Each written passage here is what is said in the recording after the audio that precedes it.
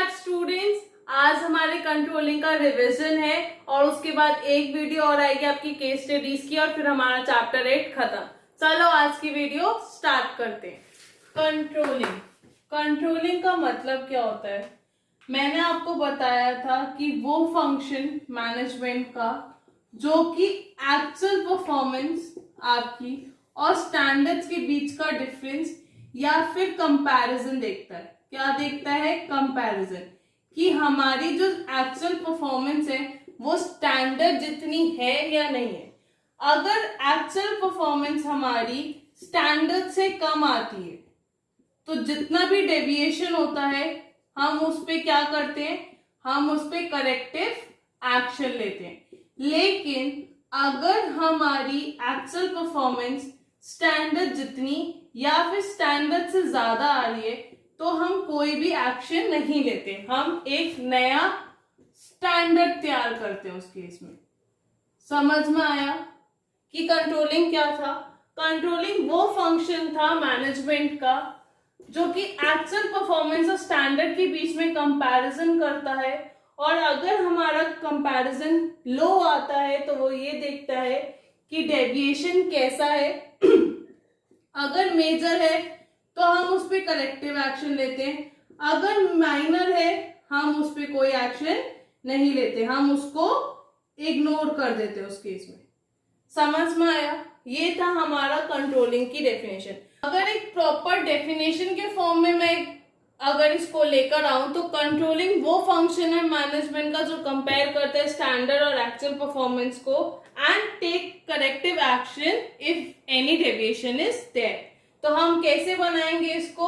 It is the process of comparing actual performance with the standards and taking correction if any deviation is there. तो ये हमारी definition आ गई।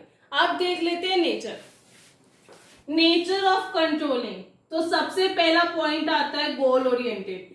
आप ये बात तो मानते ही हो ना कि अगर बिजनेस में कोई भी चीज हम कर रहे हैं, चाहे वो कोई फंक्शन हो या चाहे वो कोई एक्टिविटी हो, उसका मेजर रोल क्या है उस ऑर्गेनाइजेशन में? कि हमारा ज्यादा से ज्यादा प्रॉफिट हो या ज्यादा से ज्यादा कस्टमर्स इंक्रीज हो, हमारा सेल्स टर्नओवर बढ़े। तो जो भी है हम वो किस बेसिस पे करते हैं? कोई ना कोई एक गोल सोच के करते हैं। तो हर एक फंक्शन गोल ओरिएंटेड होता है या हर एक एक्टिविटी गोल ओरिएंटेड होती है। कोई ना कोई उसके पीछे एक एम छुपा हुआ होता है जिसकी वजह से हम ये एक्टिविटी करें। जैसे कि सपोज आपको एक एग्जांपल देती हूँ, अब सेल्स वगैरह लगती है, जितनी भी आपकी बड़ी बड़ी ब्रांड्स हैं वो आपको टाइम टू टाइम सेल्स देती है। क्यों? पहला, जो उनका स्टॉक एक्स्ट्रा वो निकालने के लिए, दूसरा ज्यादा से ज्यादा लोगों को अपनी तरफ अट्रैक्ट करने के लिए कि ज्यादा हमारे बिजनेस बढ़े। तो हर एक चीज गोल ओरिएंटेड होती है, ठीक है। दूसरा पॉइंट हमारा होता है परवेसिव, यानी कि ये लिमिटेड नहीं होता है कि सिर्फ इस लेवल पे लगेगा या स्मॉल बिजनेसेस पे लगेगा, शॉर्ट बिजनेसेस पे लगेगा, नहीं। परवेसिव यानी कि अवेलेबल एवरीवेयर। हर ऑर्गेनाइजेशन, हर तरीके के काम में आपका ये फंक्शन अप्लाई होता है।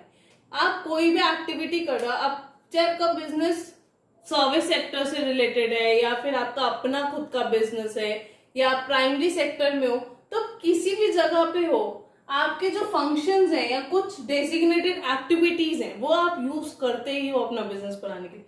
तो they are pervasive, they are available in each organisation and at every level.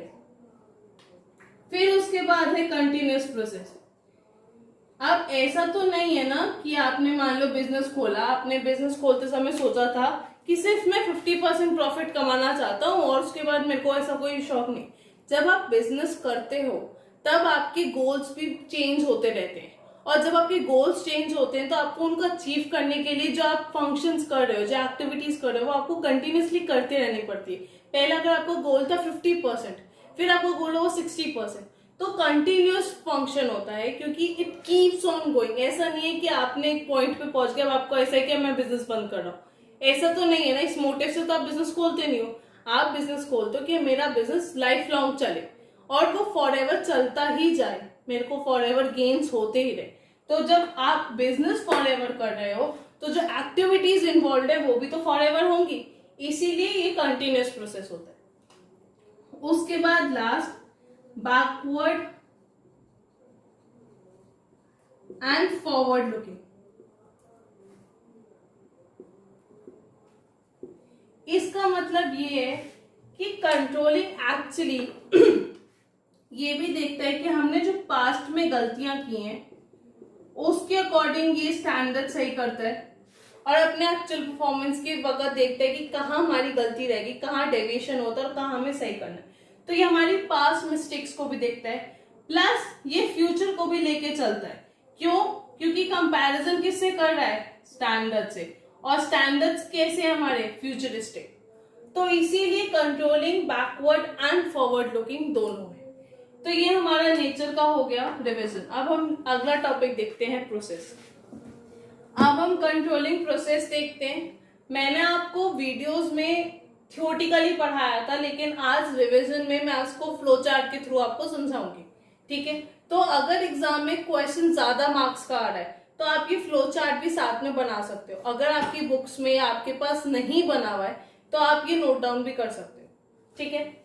हम सबसे पहले क्या देखते हैं? अपना स्टैंडर्ड सेट करते हैं, ठीक है, स्टेब्लिशिंग स्टैंडर्ड। उसके बाद हम क्या करते हैं? हम एक्चुअल परफॉर्मेंस करते हैं कि हम देखते हैं हमने कितना काम किया, फिर हम उस एक्चुअल परफॉर्मेंस को मेजर करते हैं। फाइन। उस मेजरमेंट होने के बाद हम उसको कंपेयर करते हैं, किससे? स्टैंडर्ड को एक्चुअल परफॉर्मेंस से, कि ज्यादा था, कम था, या इक्वल्स टू था। ध्यान रखना, ठीक है। कंपैरिजन कर लिया, अब हमें पता चल गया कि कहाँ गलती है। हम आइडेंटिफाई करेंगे अपने डेविएशंस को। अब हमने देखा गलती कहाँ निकल गई। अगर हमारी गलती मेजर है तो हम करेक्टिव एक्शन लेंगे, लेकिन अगर हमारी गलती माइनर निकलती है तो हम इग्नोर कर देंगे। समझ आया? और उसके बाद हम अपना काम वापस से शुरू कर देंगे। लेकिन अगर हमारा करेक्ट मेजर निकलती है तो हम करेक्टिव एक्शन लेते हैं, फिर उसके बाद हम उन्हें इम्प्लीमेंट करते हैं, और फिर हम वापस से स्टैंडर्ड्स बनाते हैं। समझ आया? एक बार और देख लो।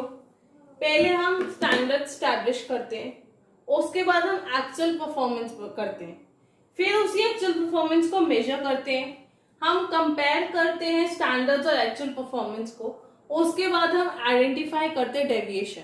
अगर डेविएशन मेजर है तो हम करेक्टिव एक्शन लेंगे, लेकिन अगर हमारी डेविएशन माइनर है तो हम उसको इग्नोर कर देंगे और अपना काम चालू कर देंगे वापस। करेक्टिव एक्शन हमने सोच के कि क्या लेना है, हम इम्प्लीमेंट करेंगे और वापस से हम काम करना शुरू कर देंगे। तो ये था हमारा प्रोसेस। याद आ गया? अगर आपको रिकॉल हो रहा हो एक एक पॉइंट पढ़ के कि हमने क्या क्या पढ़ा था, तो बस ये फ्लो चार्ट इजी हो जाएगा आपको याद करने के लिए कि क्या कंट्रोलिंग के प्रोसेस में आता है। अब देख लेते हैं रिलेशनशिप कंट्रोलिंग और प्लानिंग की। Relationship between planning and controlling, ये भी मैंने आपको बताया था कि कंट्रोलिंग के बिना प्लानिंग ब्लाइंड है या प्लानिंग मीनिंगलेस है, और प्लानिंग के बिना कंट्रोलिंग कुछ नहीं है। कंट्रोलिंग अगर फॉरवर्ड लुकिंग है तो प्लानिंग बैकवर्ड लुकिंग होती है, और अगर कंट्रोलिंग बैकवर्ड लुकिंग है तो प्लानिंग फॉरवर्ड लुकिंग होती है। तो इसमें 4 पॉइंट है जो हमने थ्योरेटिकली समझे थे। अब हम एक फ्लो चार्ट के थ्रू इसको भी समझेंगे, और इसके लिए भी सेम है कि अगर क्वेश्चन ज्यादा बड़ा है या केस स्टडीज में आ रहा है तो आप भी फ्लो चार्ट बनाकर प्रेजेंटेबल बना सकते हो अपना आंसर। तो हम क्या करते हैं? हम प्लानिंग करते हैं, ठीक है, उस प्लान को इंप्लीमेंट करते हैं। प्लान्स इंप्लीमेंट करने के बाद हम कंपैरिजन करते हैं, जिसके लिए हमें चाहिए होता है कंट्रोलिंग। फाइन। ये तब तक ठीक है अगर कोई डेविएशन नहीं हो रहा है, क्योंकि अगर डेविएशन होगा तो हमें करेक्टिव एक्शन लेना पड़ेगा। अगर डेविएशन हो रहा है और वो मेजर है, मेजर डेविएशन यानी कि जिससे हमें बहुत ज्यादा नुकसान हो रहा है, जिसके चेंज होने की वजह से प्रॉपर बिजनेस इफेक्ट हो रहा है, वो मेजर डेविएशन होता है। तो हम क्या करेंगे? हम करेक्टिव एक्शन लेंगे, और करेक्टिव एक्शन लेने के बाद हम अपने प्लान्स में नेसेसरी चेंजेस करेंगे। एक तो मतलब ये है। लेकिन अगर डेविएशन नहीं हो रहा है तो वो तो प्लान खत्म हो गया, ठीक है। हम उसके बाद वापस से नए प्लान बनाएंगे और उसको वापस से चालू करेंगे। तो ये है प्लानिंग और कंट्रोलिंग का रिलेशनशिप। समझ में आया?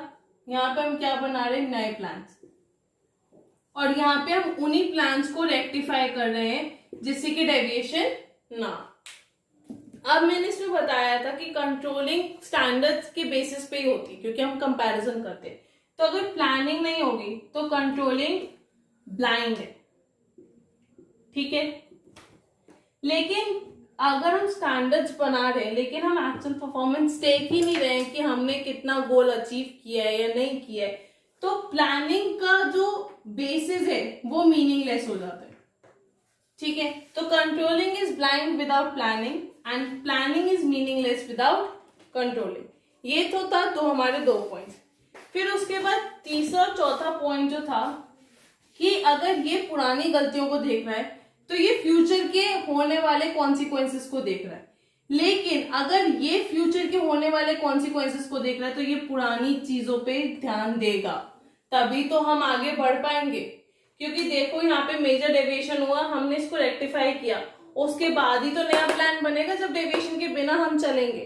तो इसीलिए ये दोनों इनवर्स चलते हैं। अगर ये फॉरवर्ड लुकिंग है तो ये बैकवर्ड लुकिंग होगा, और अगर ये फॉरवर्ड लुकिंग है तो ये बैकवर्ड लुकिंग होगा। समझ में आ गया? उसके बाद हमारा सेकेंड लास्ट टॉपिक है इंपॉर्टेंस ऑफ कंट्रोलिंग। तो कंट्रोलिंग जरूरी क्यों है? देखो, अगर आप एक चीज नोटिस कर रहे हो या आप एक अच्छे ऑब्जर्वर, आपको एक चीज समझ आएगी कि 2-3 पॉइंट्स तो ऐसे हैं जो हम हर एक चैप्टर में या हर एक टॉपिक के लिए लिख सकते हैं, हर एक फंक्शन ऑफ मैनेजमेंट के लिए लिख सकते हैं। आप एक बात बताओ, कोई चीज हमारे बिजनेस के लिए क्यों जरूरी है? सबसे पहला पॉइंट, हमारे गोल को अचीव करने के लिए। आप कोई चीज क्यों कर रहे हो? सिर्फ और सिर्फ अपने गोल को पूरा करने के लिए। तो ऑब्वियसली वो चीज इसलिए इंपॉर्टेंट है क्योंकि वो हमारे गोल के अचीवमेंट के लिए इंपॉर्टेंट है, ठीक है। तो पहला पॉइंट समझ आ गया, अकम्प्लिशमेंट ऑफ ऑर्गेनाइजेशनल गोल्स। फिर दूसरा, एक्यूरेसी जज करने के लिए कि जो हमने स्टैंडर्ड्स बनाए हैं वो स्टैंडर्ड्स कितने एक्यूरेट हैं या कितने पॉसिबली अचीव हो सकते हैं। ऐसा तो नहीं है कि हमने जोश जोश में बहुत हाई स्टैंडर्ड्स बना रखे जो हम अचीव ही नहीं कर सकते। तो एक्यूरेसी जज करने के लिए कि हमारे स्टैंडर्ड्स जो बने हैं वो किस हद तक सही हैं या किस हद तक हम उनको अचीव कर सकते हैं। फिर तीसरा पॉइंट आता है fully utilisation of resources. Obviously अगर कोई चीज को करके हमारे रिसोर्सेज वेस्ट हो रहे हैं या हमारा पैसा वेस्ट हो रहा है फालतू में, एक्स्ट्रा एक्सपेंसेस ज्यादा हो रहे हैं, तो ऑब्वियसली वो चीज हमारे लिए इंपॉर्टेंट नहीं रहेगी। तो फुल्ली यूटिलाइजेशन ऑफ रिसोर्सेज कराता है, इसीलिए ये इंपॉर्टेंट है। फिर ऑर्डर एंड डिसिप्लिन मेंटेन करता है। वो कैसे? क्योंकि उसको पता है कि कहाँ गलती कर रहे हैं, और ये अगर कोई भी डिसऑनेस्ट बिहेवियर ये देखता है एम्प्लॉइज के पार्ट पे तो ये बहुत क्लोज चेक रखता है। क्यों? क्योंकि स्टैंडर्ड्स और एक्चुअल परफॉर्मेंस के बीच में कंपैरिजन करना होता है, इसीलिए इसका काफी क्लोज ऑब्जर्वेशन होता है हर एक एक्टिविटी पे जो बिजनेस में चल रही है। उसके बाद ये एम्प्लॉय का मोटिवेशन भी इम्प्रूव करता है कि लोग ज्यादा से ज्यादा अच्छा काम करें, क्योंकि आपको पता है कि जब आपका मैनेजर देख रहा है तो ऑब्वियसली आप ज्यादा अच्छे से काम करोगे एज कंपेयर कि वो एक अलग जगह बैठा हुआ है, ही डजंट केयर, तो यू ऑल्सो डोंट केयर। लेकिन आपको पता है कि आपके सर पे बैठा हुआ है आपका मैनेजर, तो आप बहुत एकदम फटाक से काम करके दोगे। तो इसीलिए इम्प्रूव करता है एम्प्लॉय की मोटिवेशन कि हाँ भाई काम करना है। आपको पता है कि अगर आपने स्टैंडर्ड्स अचीव करे आपको बोनस मिलेगा, आपको इंसेंटिव्स मिलेंगे, तो इसीलिए एम्प्लॉय ज्यादा अच्छे से काम करते हैं। और लास्ट पॉइंट है, ये कोऑर्डिनेशन लाने में हेल्प करता है। अगर आपको याद हो तो हमने फर्स्ट चैप्टर में पढ़ा था कि मैनेजमेंट में कोऑर्डिनेशन की बहुत जरूरत है। अगर आप मानो आप एक लाइन में खड़े हो और अगर उस लाइन की किसी भी एक पर्सन ने आप डिस्टेंस ले लिया या उस लाइन को तोड़ दिया तो वो कोऑर्डिनेशन टूट जाएगा, वो प्रोसेस खत्म हो जाएगा। यही आप एक लाइन में खड़े थे, अगर कोई चीज पास ऑन हो रही थी तो वो बहुत एंड तक आराम से चली जाएगी, लेकिन अगर एक पर्सन हट गया उस लाइन से तो वो बीच में रुक जाएगी। तो इसीलिए कंट्रोलिंग कोऑर्डिनेशन लेके आता है, और कोऑर्डिनेशन हमारे मैनेजमेंट का एसेंस पार्ट है। समझ में आया? अब लास्ट टॉपिक देख लेते हैं, लिमिटेशन, और फिर हमारा रिवीजन भी खत्म हो जाएगा। लिमिटेशंस ऑफ कंट्रोलिंग, इसमें 3-4 पॉइंट ही थे आई गेस। तो पहला पॉइंट था हमारा कॉस्टली। कॉस्टली इसलिए होता है क्योंकि इसमें आपको एक्सपर्ट्स वगैरह को बुलाना पड़ता है डेविएशन चेक करने के लिए और करेक्टिव एक्शन लेने के लिए, क्योंकि ऑब्वियसली एक नॉर्मल पर्सन नहीं देख सकता कि बिजनेस का कौन सा डेविएशन मेजर है और कौन सा डेविएशन माइनर है। तो इसीलिए हम इसमें एक्सपर्ट्स को बुलाते हैं और काफी ज्यादा एक्सपेंडिचर, टाइम और एफर्ट लेते हैं, क्योंकि हमें बहुत क्लोज ऑब्जर्वेशन रखनी पड़ती है, इसीलिए कॉस्टली होता है। फिर उसके बाद रेजिस्टेंस फ्रॉम एम्प्लॉइज।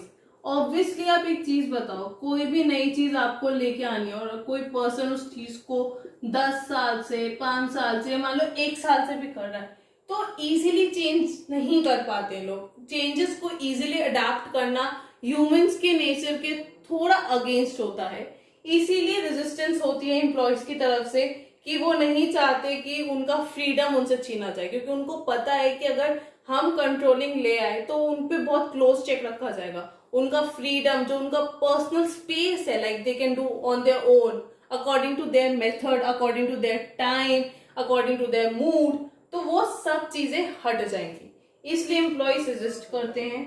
उसके बाद एक्सटर्नल फैक्टर्स, अगर आपको याद हो बिजनेस एनवायरनमेंट में हमने पढ़ा है एक्सटर्नल फैक्टर्स के बारे में, उसके ऊपर कोई कंट्रोल नहीं रहता, क्योंकि बिजनेस जो है वो आपका सिर्फ और सिर्फ इंटरनल फैक्टर से अफेक्ट नहीं करता, बल्कि उसकी सराउंडिंग से भी अफेक्ट बहुत ज्यादा करता है। तो इसीलिए एक्सटर्नल फैक्टर्स पे कोई कंट्रोल नहीं होता। और लास्ट, क्वांटिटेटिव स्टैंडर्ड्स को सेट करने में बहुत प्रॉब्लम होती है। हमारे जितने भी क्वांटिटेटिव स्टैंडर्ड्स होते हैं उसमें डिफिकल्टी आती है, क्योंकि हम सेट नहीं कर पाते कि भाई किस तरह से या किस बेसिस पे हम उनको सेट करें एक्चुअल परफॉर्मेंस के कंपैरिजन में। That's all for today. Thanks for watching. Do subscribe, like and share the video as much as you can. Thank you.